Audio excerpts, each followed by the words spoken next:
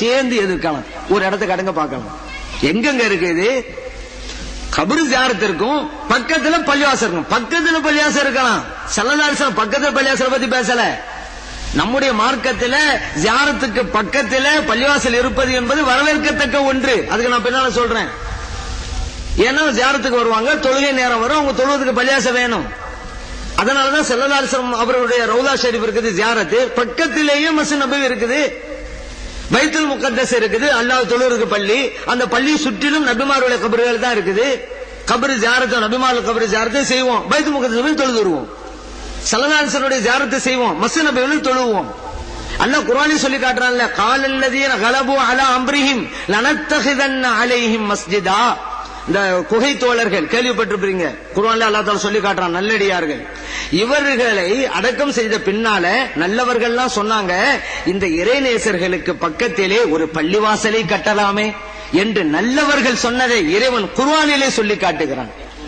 அப்படி நல்லடியார்கள் இருக்கிற அந்த கபருக்கு பக்கத்துல பள்ளிவாசல் கட்டக்கூடாதுன்னு சொன்னா நல்லவர்கள் சொல்லி இருப்பார்களா? அப்படி நல்லவர்கள் சொன்னதைத்தான் இறைவன் குர்ஆனிலே நமக்கு சொல்லி காட்டியிருப்பானா? அதெல்லாம் நல்ல காரியங்க. இப்ப இன்னும் நீங்க யோசிக்கணும், நாம் எதிலும் தெளிவாக இருக்கிறோம். சில பேர் நமக்கு சொல்றது, இது என்ன, இது கபர் வணங்கிகள் அப்படிங்கிறது. ஜியாரத்துக்கு செய்ய போனா கபர் வணங்கிகளா? அல்லாஹ்வுடைய ரசூல் ஸல்லல்லாஹு அலைஹி வஸல்லம் செய்ய சொன்ன ஒரு சுன்னத்தை அங்க செய்து கொண்டிருக்கிறோம். நமக்கு பட்டம் வழங்குறாங்க இந்த வஹாபிகள் கபர் வணங்கிகள். அப்படியானால் இவர்கள் யார்? அல்லாஹ்வுடைய ரசூல் பிரகாரம் செய்யக்கூடியவர்களை பார்த்து கபர் வணங்கிகள் என்று குற்றச்சாட்டு வைக்கிற இவர்கள் யார்? அது நம்ம யோசிச்சு பார்க்கணும். இல்ல அவங்க போய் கபரை முத்தமிடுறாங்க, முத்தமிட்டாலே கபர் வணக்கம் ஆயிருமா? முத்தமிட்டாக்கா என்ன ஆதாரம் கேட்கட்டு நம்ம ஆதாரம் கொடுக்க தயார். அத போய் கபர் வணங்கின்னு சொல்லன. ஒரு ஆளு குழந்தை வாங்குறாரு, உடனே முத்தமிடுறாரு, இவரு குழந்தை வணங்கி சொல்லலாமா? ஒரு ஆளு பூ வாங்குறாரு, உடனே முத்தமிடுறாரு, இவரு பூ வணங்கி அப்படி சொல்லலாமா? ஹஜருல் அஸ்வத கல்ல முத்தமிடுறாங்க எல்லா ஹாஜிகளும் வருவோம், அவரை வரவேற்கிறோம், ஹஜருல் அஸ்வது வணங்கிகளே அப்படின்னு சொல்லலாமா? பண்ணமா அவங்க முத்தமிட்டு தான் வர்றாங்க. முத்தமிடுவதாலே சிறுக்கு வந்துருமா, வணக்கம் ஆயிருமா? இல்ல, ஹஜருல் அஸ்வதுக்கு ஆதாரம் இருக்குது. அப்ப ஆதாரம் இருக்குன்னு தெரியுதுல, இப்ப ஆதாரம் என்னன்னு கேளுங்க, தர்றோம். ஏன் வணக்கம்ங்கிற வார்த்தையை கொண்டு வரணும் தேவையில்லாம? அபூ அய்யூப் அல் அன்சாரி ரலியல்லாஹு அன்ஹு ஸல்லல்லாஹு அலைஹி வஸல்லம் அவருடைய கபரை முத்தமிட்டார்கள். இது அஹ்மதிலே பதிவு செய்யப்பட்டிருக்கிறது. பிலால் ரலியல்லாஹு அன்ஹு நமக்கு தெரியும், ஸல்லல்லாஹு அலைஹி வஸல்லம் அவங்க கூட இருந்தவங்க, வாங்க சொன்னவங்க. அவங்க டமாஸ்கஸ் ஷாம் நாட்டுல, சிரியா நாட்டுல இருந்தாங்க. பின்பு ஸல்லல்லாஹு அலைஹி வஸல்லம் ஜியாரத்துக்கு வர்றாங்க. மர்ரக வஜ்ஹஹு, தங்களுடைய முகத்தை கபரின் மீது வைத்து புரட்டி புரட்டி எடுத்தார்கள். இப்னுல் அஸாகிர்ங்கிற ஹதீஸ் கிதாபுல பதிவு செய்யப்பட்டிருக்கு. இப்ப நம்ம சொல்ற கிதாபு எல்லாம் ஹதீஸ் கிதாபு தான், வஹாபிகள் ஒப்புக்கொண்ட கிதாபு தான். ஹதீஸ் கிதாபுன்னா எது சொல்றது? அறிவிப்பாளர் வரிசையோட இருக்கும் ஹதீஸ், அதான் ஹதீஸ் கிதாபு. இப்னு அஸாகிர்லாம் அந்த கிதாபு தான், அதுல பதிவு செய்யப்பட்டிருக்கிறது. அப்போ கபரை முத்தமிடலாமா? ஆதாரம் இருக்கிற கேளுங்க, தர்றோம். ஏன் நீங்க இப்படி சொல்லணும்? கபரை வணங்குகள் எப்படி சொல்லலாம்? அப்படி பார்த்தா குழந்தைய முத்தமிட முடியாத? யோசித்து பார்க்க வேண்டாமா? எல்லாம் ஒண்ணுதானா? சரி, கபரை வணங்குறதா பக்கத்துல என் பள்ளியாசனம் கட்டி வச்சிருக்கோம், பள்ளியாசம் தேவையில்லையே. ஒரு ஆள் ஜியாரத்து பண்ணிக்கிட்டே இருக்கிறாரு, பாங்கு சத்தம் கேட்குது, உடனே பள்ளியாசல் போயிடுறாரு. அப்ப அஹ்லுஸ் சுன்னah வல் ஜமாத்துக்காரர் எவ்வளவு தெளிவா இருக்கிறாரு பாருங்க. இங்க ஜியாரத்து தான் தர்காவுல, தொழுகை பள்ளியில தான். எவ்வளவு தெளிவா இருக்கிறோம் நாமோ. அதனால தானே தர்காவுக்கு பக்கத்துல பள்ளியாசல் கட்டணும். இதையே தர்காவிலேயே வணங்குறதா இருந்தா பள்ளியாசல் கட்டி இருக்க மாட்டோம், ஜியாரத்து செய்யும்போது தொழுகைக்கு போக மாட்டோம். எவ்வளவு தெளிவாக இருக்கிறார் அஹ்லுஸ் சுன்னah வல் ஜமாத், இதுல நீங்க புரிஞ்சு கொள்ளலாம். ஆனா இந்த வஹாபிகளுக்கு பள்ளிவாசல்னால என்ன தெரியாது, தர்கானால என்ன தெரியாது. ஸல்லல்லாஹு அலைஹி வஸல்லம் பள்ளிவாசல் சம்பந்தமா சொல்றாங்க, கபருக்கு மேலே பள்ளி அப்படின்னு சொல்றாங்க. இவங்க சம்பந்தம் இல்லாம கொண்டு வராங்களே, என்ன காரணம்? தர்கா என்பது இறை நேசர்கள் இருக்கிற இடம், பள்ளிவாசல் என்பது இறைவனுடைய இல்லம். பள்ளிவாசல் என்பது தொழுகை நடைபெறும் இடம், தர்கா என்பது ஜியாரத்து நடைபெறும் இடம். ஆனால் இரண்டுமே இறை தூதருக்கு கட்டுப்படுகிற இடம். ஏன்னா இறை தூதர் ஸல்லல்லாஹு அலைஹி வஸல்லம் தான் சொன்னாங்க ஜியாரத்து செய்யுங்க, அதனாலதான் நம்ம தர்காவுக்கு போறோம். இறை தூதர் ஸல்லல்லாஹு அலைஹி வஸல்லம் சொன்னாங்க தொழுங்க, அதை பள்ளியில செய்யறோம். அவ இறை தூதர் ஸல்லல்லாஹு அலைஹி வஸல்லம் முழுமையாக கட்டுப்படுகிறோம், நாம் தெளிவாக இருக்கிறோம். நம்மை பார்த்து கபர் வணங்குங்கன்னு சொன்னா எவ்வளவு பெரிய அபாண்டமான குற்றச்சாட்டு இது. நம்ம வணக்கம் இறைவனுக்குத்தான் எவ்வளவு உறுதியா இருக்கிறோம். அதனாலதானே ஜியாரத்து செய்யற இடத்திலேயே பள்ளிவாசல் கட்டி வச்சிருக்கிறோம். தொழுகண்டா அங்க பள்ளிக்கு தான் போகணும், அல்லாஹ் அங்க போய் வணங்கணும். எவ்வளவு தெளிவு நாம். நம்மளை பார்த்து இவங்க இப்படி சொல்றாங்க. இல்ல அங்க தப்பெல்லாம் நடக்குது ஜியாரத்துல, அப்படின்னா தப்பு நடந்தா தப்பு கூடாதுங்கிறது இருவர் கருத்துக்கு இடமில்லை. நல்லா யோசிச்சுக்கணும். அது எங்க நடந்தாலும் சரிதான். ஜியாரத்துல தப்பு நடந்தா மட்டும்தான் கூடாத, மத்த இடங்கள் நடந்துக்கலாம. இப்ப திருமணம்ங்கிற போர்வையில எத்தனை தவறு நடக்குது, அதனால திருமணம் கூடாதுன்னு சொல்ல முடியுமா? அவ அங்க பள்ளிவாசலுக்கு போனாக்கா அங்க திருட்டு நடக்கிறது, அது கூடாது பாவம், அதனால பள்ளியே தேவையில்லைன்னு சொல்ல தயாரா? யாரும் இனிமே பஸ்ல போக கூடாது, பிக் பாக்கெட் நடக்குது. இன்னும் சொல்ல போனா பிளைட்ல யாரும் பயணம் செய்யக்கூடாது. ஏன்னா பறக்கும் நடமாடும் மதுக்கடையே பிளைட் தான். எல்லாம் ட்ரிங்க்ஸா ஊத்தி ஊத்தி கொடுக்கறாங்க. அங்க தப்பு நடக்குது, அது மதுக்கடையில நான் போக மாட்டேன். இவன் இந்த வஹாபிகள் சொல்றாங்களா? பிளைட்ல எல்லாம் போறது 1000 தப்பு நடக்குது, அங்க நடந்தா என்ன நானா குடிக்கிறேங்கிறது தெரியுதுல. அப்ப தப்பு நடந்தாலும் போக மாட்டேன்னு ஜியாரத்துக்கு மட்டும் சொல்லணும். அதனால் தவறு கூடாது அப்படிங்கிறது இருவேறு கடத்துக்கே இடமில்லை. தவறு கூடாதுதான்.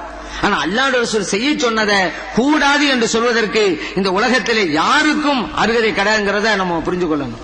அப்ப ஹதீஸை எப்படி புரியணும் அப்படி புரியணும், மாத்தி மாத்தி புரியக்கூடாது. ஒரு கடைங்க, அந்த கடைக்கு ஒருத்தன் திருட போனான். ஒரு தடவை இல்ல பல தடவை திருடிட்டான். ஒரு நாள் பிடிபட்டுட்டான். ஏன்னா பல நாள் திருடன் ஒரு நாள் அகப்படுவான். பிடிச்சாச்சு, குற்றவாளி கூண்டிலே நிறுத்தியாச்சு. நீதிபதி கேட்கிறாரு, ஏன்பா திருடனதான் திருடன, அது ஒரே கடையிலே போய் திரும்பி திரும்பி திருடமான்னு கேட்டாரு. அதுக்கு அவன் சொன்னான், எஜமா முதல் தடவை அந்த கடைக்கு போனேன், இருக்கிற ஜாமான எடுத்துக்கிட்டு வெளியே வந்தேன், வாசல்ல எழுதிருந்துச்சு நன்றி மீண்டும் வருக, அதனால நான் திருப்பி அந்த கடைக்கு போனேன். டேய், நன்றி மீண்டும் வருகன்னு எழுதப்பட்டது உண்மை, உனக்கு எழுதி வச்சாங்க? வந்து திருடி போன்னு எழுதி வச்சாங்களே?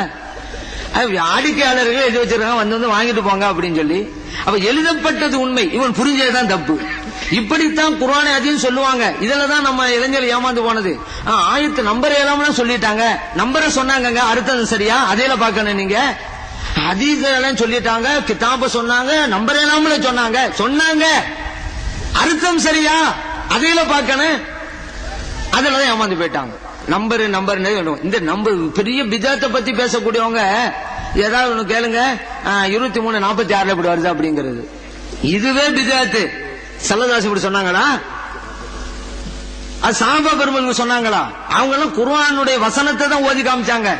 இவங்க 10:24 11:33 இப்படி சொல்லுவதே பிதாத். இவங்க நம்மளை பார்த்து பிதாத்துக்காரன்னு சொல்றாங்க. ஆதாரம் காமிக்க முடியுமா? இப்படி நம்பர் எல்லாம் சொன்னாங்க, சல்லல்லாஹு சொன்னாங்க நம்பரு.